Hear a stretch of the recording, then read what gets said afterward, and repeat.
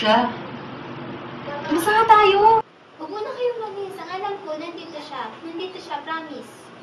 Naniniwala ka sa babae niyan? Oo, naniniwala ako. Hindi mo ako magkakatiwalaan din eh. Pero kahit nga, siya na lang naman yung nandito ng paraan para makita yung kapatid ko. Christine! Masama itong pinto! Christine! Ha? Ano ba yan? Di ba sinabi sa iyo ako ng gulo? May naghahanap sa inyo ni Marian. Sabi sa'yo pahamak na yung babae yun. Ha? Marian? Paano nyo namin nandito si Marian? Bumalik ko sa'yo, yun sa'yo magulong mo yan. Ang ginagawa niyo dito? Hinahanap namin si Marian at alam ko nandito siya. Ilabas mo na siya. Wala nga dito si Marian eh.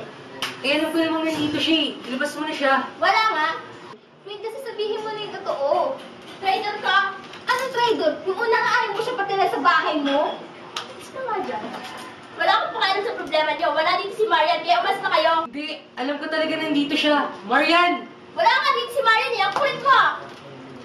Joey, nandito ako.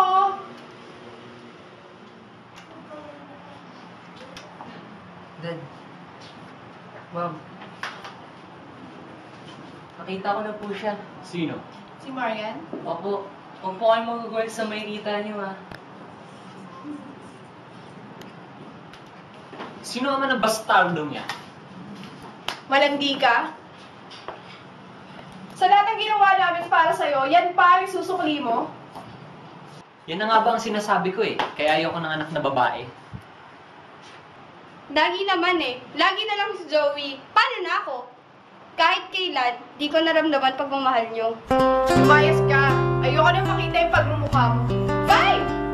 Uy, Marian! Teka lang! Kasalanan mo to eh. Hindi ka naging mabuti na ako.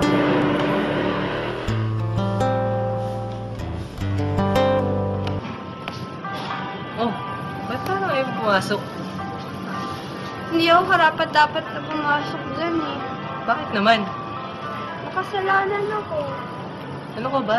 Kaya ka naman patawarin ng Diyos eh. Yan ang gagawin ko ngayon. Wala na akong matatakbuhan. Ano ka ba? Kahit hindi mo ako tunay na kapatid, nandito pa rin ako para sa'yo. Bakit ka ganyan? Kahit ang sama ko sa'yo, tinutulungan mo pa rin ako. Kasi, kahit hindi mo ako tunay na kapatid, para sa akin, kapatid ang turing ko sa'yo. Ganun. Salamat ah. Ito, nanauwi ako. Salamat.